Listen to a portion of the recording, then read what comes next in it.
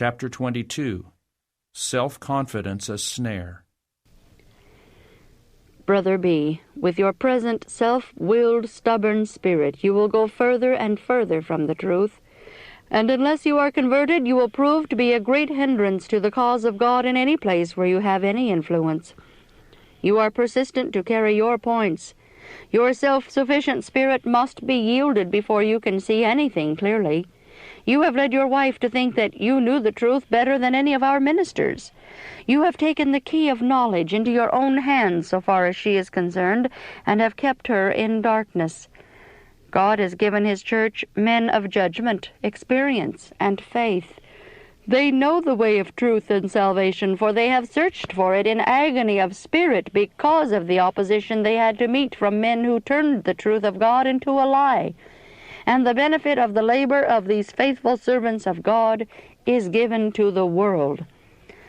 There are very few who realize the exalted nature of the work of God in comparison with the temporal business cares of life. Jesus, the heavenly teacher, has given us lessons of instruction through his disciples. When he sent out the 12, he instructed them that into whatever city or town they should enter, they must inquire who in it was worthy of their attention and visits. And if a suitable place was found where the people would esteem the blessing sent them, the privilege of entertaining the messengers of Christ, there they were to abide, and there let their peace rest until they left that city. They were not instructed to visit any and every house indiscriminately, urging their presence upon the people whether they were welcome or not. But if they were not welcomed, if their peace could not rest in the house, they were to leave it, and seek a house where the members were worthy and where their spirit could rest. When the messengers of Christ who go forth to teach the truth to others are rejected, and their words find no place in the heart, Christ is rejected, and his word despised in the messengers of truth whom he has chosen and sent. This has just as full an application in this age of the world as it had when Christ gave the instruction to his chosen messengers. When Christ was upon the earth, there were men who had no respect or reverence for God's messengers, and no more regard for their warning than for their own judgment. Also, in this age of the world, there are those who do not respect the testimony of God's chosen servants so highly as their own opinions. Such cannot be benefited by the labors of God's servants, and time should not be lost in degrading the work of God to meet such minds. Christ said to the servants whom he sent forth, He that heareth you heareth me, and he that despiseth you despiseth me, and he that despiseth me despiseth him that sent me. Christ gives power to the voice of the church. Verily I say unto you, whatsoever ye shall bind on earth shall be bound in heaven, and whatsoever ye shall loose on earth shall be loosed in heaven. No such thing is countenanced as one man's starting out upon his own individual responsibility and advocating what views he chooses, irrespective of the judgment of the church. God has bestowed the highest power under heaven upon his church. It is the voice of God in his united people in church capacity which is to be respected. God has given to his church men who have an experience, those who have fasted and wept and prayed even through the entire night for the Lord to open the Scriptures to their minds. In humility, these men have given the world the benefit of their mature experience. Is this light of heaven or of men? Is it of any value or is it worthless? Brother B. is doing a work in disseminating erroneous views of Bible truth that he will one day wish to undo, but it will be in vain. He may repent, he may yet be saved as by fire, but oh, how much precious time will have been lost that never can be redeemed. How much seed has he sown that has borne only briars and thorns? How many souls have been lost that might have been saved had he tried as earnestly to let the true light shine as he has to scatter his darkness? What might he not have done had he been consecrated, sanctified through the truth? Brother B. feels too self-sufficient, too rich and increased with goods to see his need of anything. The true witness pointed to him and said, Unless ye become converted as a little child, ye cannot see the kingdom of heaven. The light of truth, so carefully brought out in books and papers, he does not respect, but he exalts his own judgment above the most precious light, and this light will rise up in the judgment to condemn him. I saw that he would question the men upon whom God has seen fit to lay the responsibility of his work.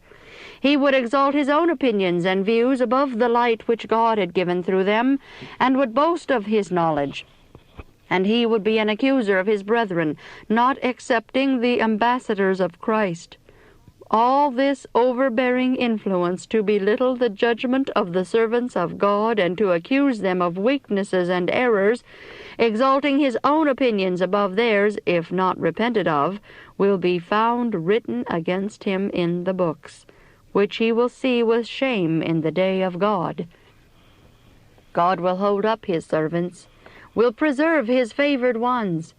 But woe unto him who would make of none effect the words of Christ's ambassadors, who receive the word from the mouth of God to speak to the people, and who would tell the people that the sword is coming and warn them to prepare for the great day of God.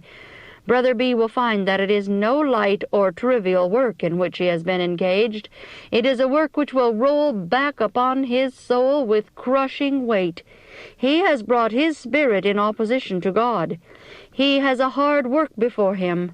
Said Christ, it must needs be that offenses come, but woe to that man by whom the offense cometh. Brother B, the course that you have been pursuing was shown me 3 years ago. I saw that you were wrong in almost every action, and yet you tried to gauge the truth to your actions instead of gauging them to the truth. You were not a light to the people of God, but a terrible burden. You would not lift when there is lifting to be done, and you discourage others from union of action. You are ever finding fault and talking of your brethren, and while you have been questioning the course of others, a rank growth of poisonous weeds has flourished and taken deep root in your own heart. These roots of bitterness springing up have defiled many, and will defile many more unless you see them and root them out.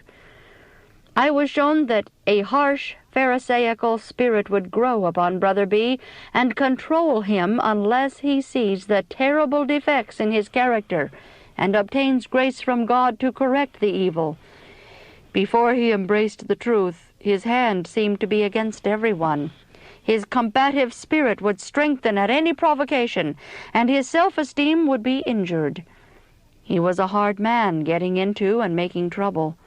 The truth of God wrought a reformation in him. God accepted him, and his hand held him up.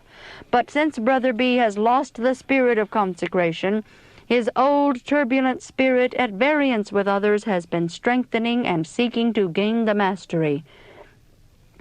When he dies to self and humbles his proud heart before God, he will find how weak is his strength. He will feel the need of heavenly succor, and will cry, Unclean, unclean before thee, O God.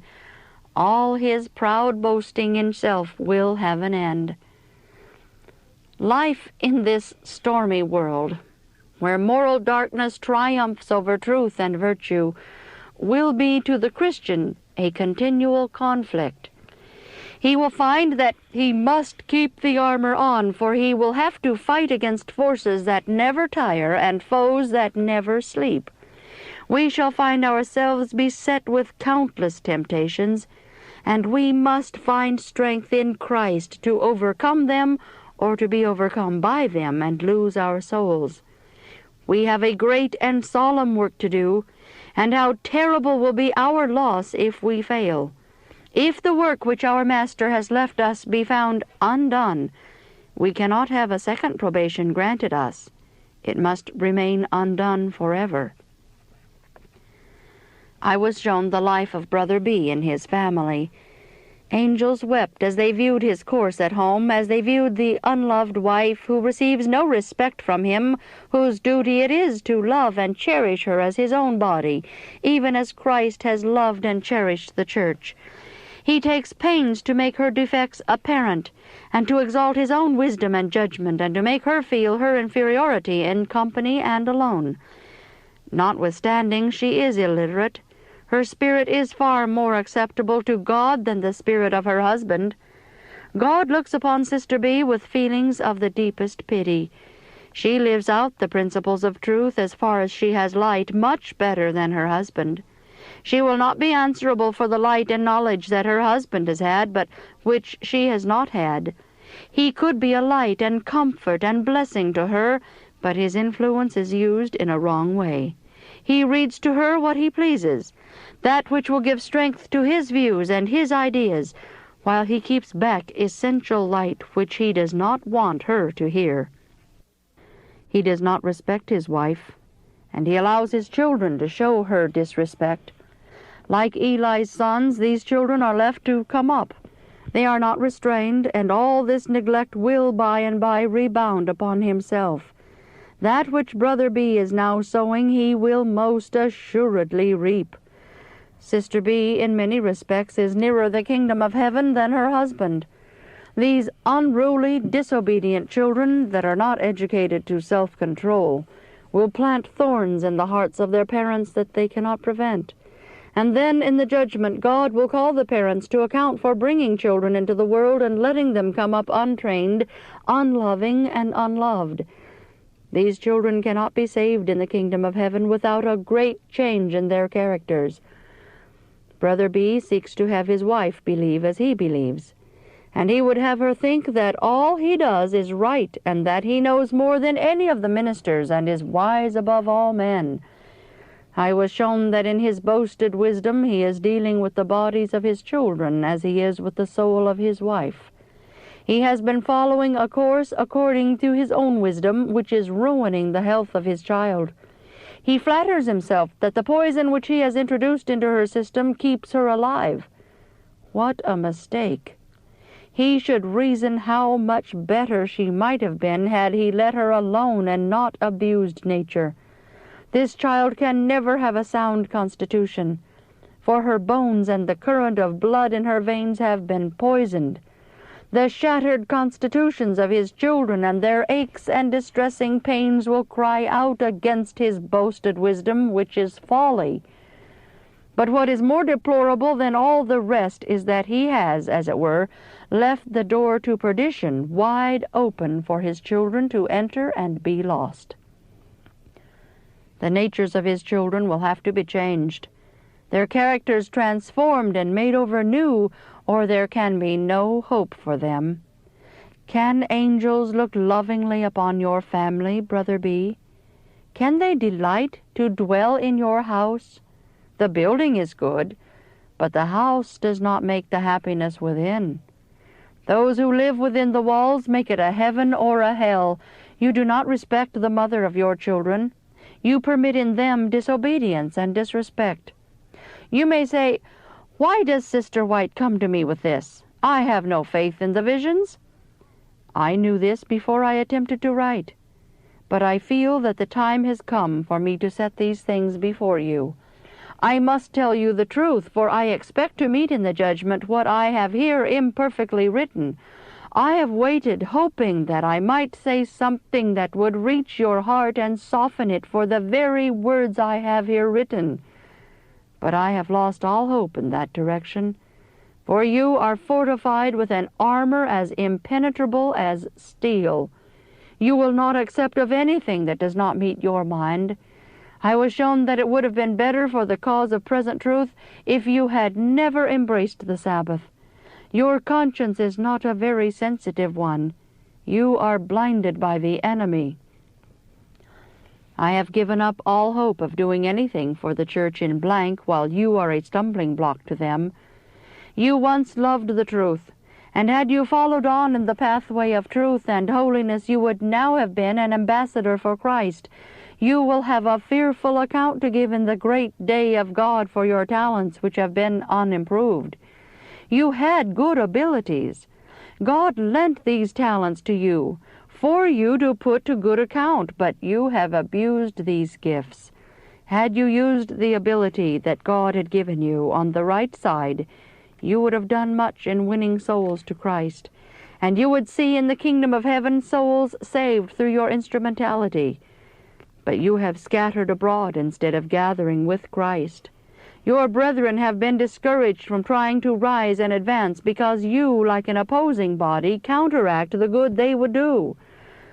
The heart of God never yearned toward his earthly children with deeper love and more compassionate tenderness than now. There never was a time when God was ready and waiting to do more for his people than now. And he will instruct and save all who choose to be saved in his appointed way. Those who are spiritual can discern spiritual things and see tokens of the presence and work of God everywhere.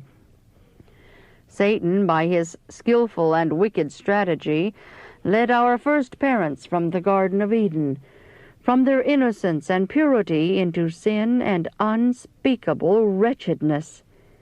He has not ceased to destroy.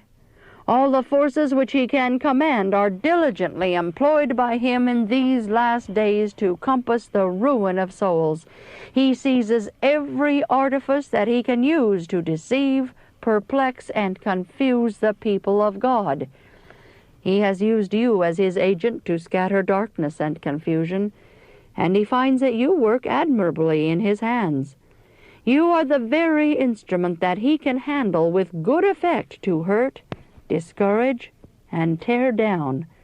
You are not zealous to put your shoulder under the load with the people of God, but when they would move, you throw yourself as an additional load to prevent them from doing what they might do in advancing the right direction.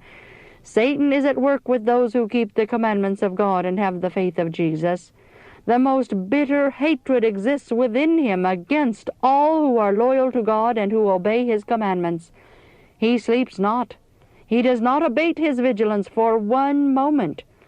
Would that God's professed followers were half as wise, diligent, and persevering in the work of God as Satan is in his work. Had you, Brother B., followed on when you first set your hand to the plow and not looked back, you would now have been a messenger of light to bear the truth to those in darkness. But God could not use you to his glory until you should learn to counsel with your brethren, and not to think you knew all that was worth knowing. Satan has succeeded in keeping you from doing good. You did run well for a season, but Satan's temptations overcame you. You loved to be first and to be flattered. You loved the power which money gives. Satan understands the weakness of men. He has the knowledge which he has accumulated for ages and is an experienced hand in his work. His cunning and devices are well matured and are too often successful because God's people are not as wise as serpents. Satan frequently appears as an angel of light, arrayed in the livery of heaven. He assumes friendly airs, manifesting great sanctity of character and high regard for his victims, the souls whom he means to deceive and destroy. Perils lie in the path which he invites souls to travel, but he succeeds in concealing these and presents the attractions only. The great captain of our salvation has conquered in our behalf, that through him we might conquer if we would in our own behalf. But Christ saves none against their choice. He compels none to obedience. He made the infinite sacrifice that they might overcome in his name and his righteousness be imputed unto them. But in order to be saved, you must accept the yoke of Christ and lay off the yoke which you have fashioned for your neck. The victory that Jesus gained in the wilderness is a pledge to you of the victory that you may gain through his name. Your only hope and salvation is in overcoming as Christ overcame. The wrath of God now hangs over you. You love the attractions of the world above the heavenly treasure. The lust of the eye and the pride of life have separated you from God. Your confidence in your own poor, weak, faulty self must be broken. You must feel your weakness before you will drop with your burden into the hands of God. The soul that trusts fully and entirely in God will never be confounded. God would not have us consult our own convenience in obeying him. Christ pleased not himself when he was a man among men. He was a man of sorrows and acquainted with grief. The majesty of heaven had not where to lay his head, no place that he could claim as his own. He became poor for our sakes, that through him we might be rich indeed. Let us not talk of sacrifice, for we know not what it is to sacrifice for the truth. As yet we have scarcely lifted the cross for Christ's dear sake. Let us not seek for a way which is easier than the path our Redeemer has traveled before us. How incompetent are you with all your boasted wisdom to guide yourself! How liable are you to follow the dictates of a deceived conscience, to run in the way of error and drag others with you? Your natural temperament is such that submission and obedience to God's requirements are very hard. Your unbounded self-confidence, your prejudices, and your feelings easily lead you to choose a wrong path. Christ will be to you an infallible guide if you will choose him before your own blind judgment. In your business you have not had an eye single to the glory of God. You have had many perplexities and many difficulties to encounter, and if you had trusted to the true counselor instead of to your own judgment, you would ever have been guided out of your perplexities in your business transactions. You have an important work before you, which you can never do without the special help of God.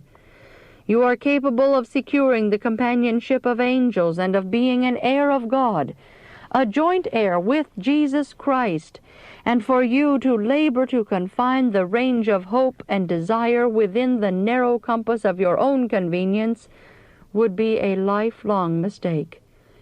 It is a terrible mistake to live only for this world. You look back and feel the condemnation of your own wrong course and seek to justify yourself by finding fault with others. Whatever course others may pursue, or however wrong they may be, their errors will never cover one of your mistakes. And in the day of final reckoning you will not dare to plead this before God as a palliation for your neglect of duty. God purposes to accept you as his child and make you a member of the royal family, a child of the heavenly King, upon conditions that you come out from the world and be separate and touch not the unclean thing. The monarch of heaven would have you possess and enjoy all that can ennoble, expand, and exalt your being and fit you to dwell with him forever, your existence measuring with the life of God. What a prospect is the life which is to come! What charms it possesses!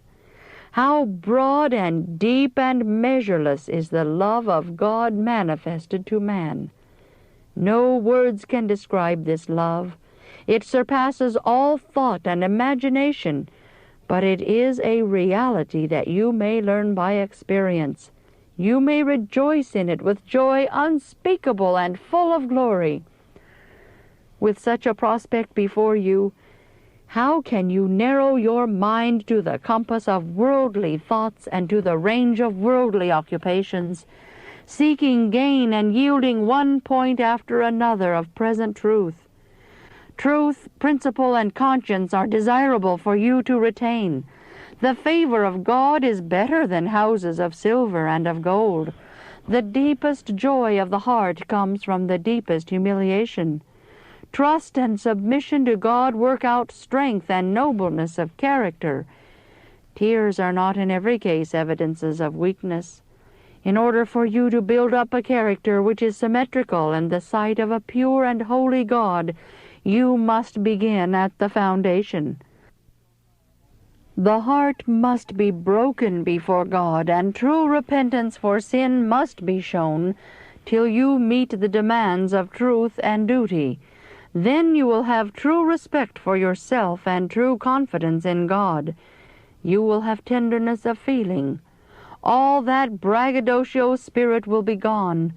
In the place of harshness will be great tenderness, blended with firmness of purpose to stand for the truth at all events.